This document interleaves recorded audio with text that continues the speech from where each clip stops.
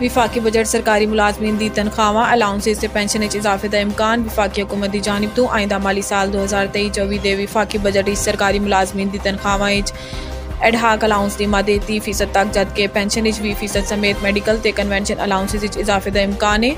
इलावा एजी पे and pension commission ने हुकूमत नूं सरकारी मुलाजमीन नूं मिलन वाले मैडिकल ते कन्वेंशन अलाउंसेस 100% इजाफा करके तनख्वाहां एडहाक अलाउंसेस की मद 10% इजाफा करने की सिफारिश कर दी है। वज़ारे खजाना के रेगूलेशन विंग के जराए का कहना है कि आइंदा माली साल के बजट सरकारी मुलाजमीन की तनख्वाहां ते पेंशन इजाफे के मुतलिक 3 तजावीज़ तैयार की गई ने जो वज़ीर आज़म की ज़ेरे सदारत होने वाली काबीना के खसूसी इजलास पेश की जाएगियां।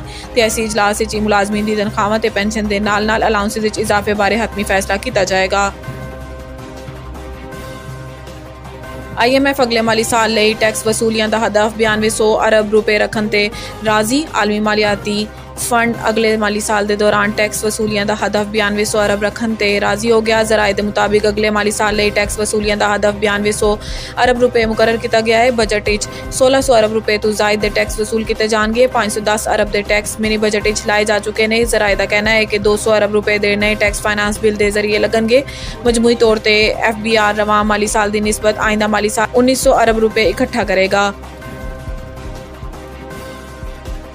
सुप्रीम कोर्ट रूल्स ते प्रोसीजर बिल के खिलाफ समात गैर मुअय्यना मुद्दत तक मुलतवी। अदालती अमले का मौकफ है कि केस की समात जस्टिस शाहिद वहीद की खराबी सेहत के सबब मुलतवी की गई। चीफ जस्टिस उमर अता बंदियाल ने मीटिंग रूम में अटॉर्नी जनरल समेत वकला नूं बुलाया। मीटिंग रूम में अटॉर्नी जनरल ने दस्सिया है कि 2 कवानीन हमांगी पैदा करने लई कवानीन फौरी कानून साजी नहीं हो सकती। अदालती अमले के मुताबिक अटॉर्नी जनरल का मौकफ सी कि बजट सैशन चल रहा है, फौरी कानून साजी नहीं हो सकती। अटॉर्नी जनरल ने मीटिंग रूम में कहा है कि केस की समात बजट सैशन तो बाद की जाए। बाद असां केस की समात बगैर कार्रवाई दे गैर मुअय्यना मुद्दत तक मुलतवी कर दी गई।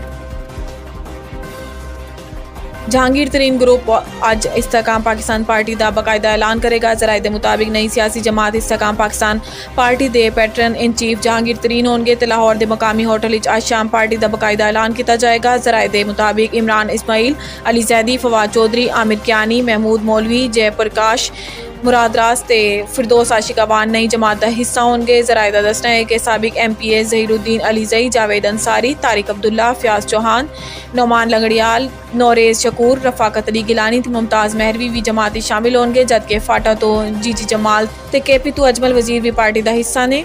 जराए के मुताबिक महर इरशाद काठिया, उस्मान अशरफ, जलील शरकपुरी, खुरम रोकड़ी ते दीवान अजमत भी जहांगीर तरीन ग्रुप शमूलियत का ऐलान कर चुके हैं।